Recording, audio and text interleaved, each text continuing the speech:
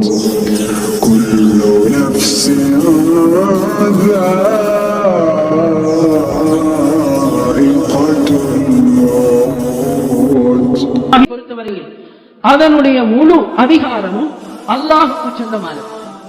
எனவே இந்த சத்திய இஸ்லாத்தை பொறுத்தவரையில் ஒரு மனிதர் அந்த நேரான வழியிலே பயணிக்க வேண்டும் என்றால் அவர் வஹியை விட்டு தடம் புரளக்கூடாது.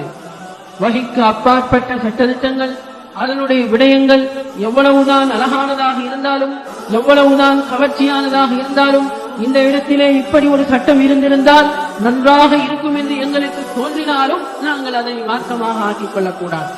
இன்று நாங்கள் அவதானிக்கிறோம். மையத்துகளை அடக்கிவிட்டு, ஜனாதாக்களை மன்னரைகளிலே அடக்கி விட்டதற்கு பிறகு அந்த இடத்திலே நின்று கொண்டு ஒரு பயான் செய்வதை நாங்கள் அவதானிக்கிறோம். இந்த பயானை காட்டி தந்தவர்கள் அல்லாஹ்வா அவனுடைய தூதரா? யாருமே காட்டித் தரவில்லை. அல்லாஹ் வஹீயின் மூலமாக இப்படி ஒரு அமலை நீங்கள் செய்யுங்கள் என்று அல்லாஹ் தஆலா சொல்லவில்லை. ஆனால் இன்று ஜமாஅத்துல் முஸ்லிமீனை தவிர உள்ள எல்லா பிரிவுகளும் இந்த விதத்தை செய்கிறார்கள். செய்வதற்கு ஒரு நல்ல காரணம் இருக்கிறது என்று சொல்கிறார். ஆனால் இவைகள் எல்லாம் ஏற்புடையதல்ல. அல்லாஹ்வினுடைய வஹீயை நாங்கள் பின்பற்ற வேண்டும். அதிலிருந்து நாங்கள் தடம் புரளக்கூடாது. ஏனெனில் அல்லாஹ் சொல்கிறான், ஃபஸ்தம்சிக் பில்லதி ஊஹிய இலைக்.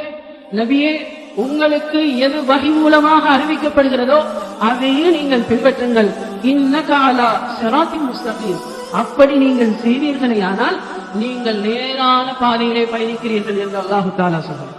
எனவே நேரான பாதை என்பது, இந்த சரியான இந்த சத்தியம் ஒருமையாக இருப்பது என்பது எதிலே தங்கி இருக்கிறது என்றால் அல்லாஹ்வினுடைய அந்த வஹியை பின்பற்றுவதிலே தான் தங்கி இருக்கிறது. அல்லாஹ் சொல்கிறான், லா முபத்தில லிகலிமாத்தி. அல்லாஹ்வினுடைய வார்த்தைகள் இருக்கிறதே, அவனுடைய வஹியினுடைய அந்த வார்த்தைகள், அதனை மாற்றக்கூடிய எந்த ஒரு சக்தியும் உலகத்திலே கிடையாது. வலன் தஜித மின் தூனிஹி முல்தஹதா. அவனை தவிர வேறு எந்த விதமான திரும்பக்கூடிய சக்தியும் கிடையாது என்று அல்லாஹ் தஆலா சொல்கிறான்.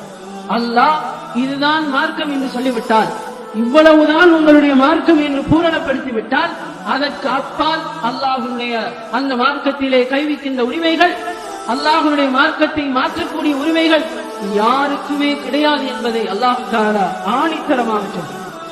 எனவே இந்த லா இலாஹ இல்லல்லாஹ் என்பதை சரியாக ஒரு மனிதர் புரிந்து கொள்வாராக இருந்தால், சரியாக ஒரு மனிதர் விளங்கிக் கொள்வாராக இருந்தால், அவர் இவைகளை எல்லாம் ஏற்றுக்கொள்ள மாட்டார். இன்று பூமியிலே உருவாக்கப்பட்டிருக்கக்கூடிய மூலாதாரங்கள், இவைகளை எல்லாம் அவர் ஏற்றுக்கொள்ள மாட்டார்.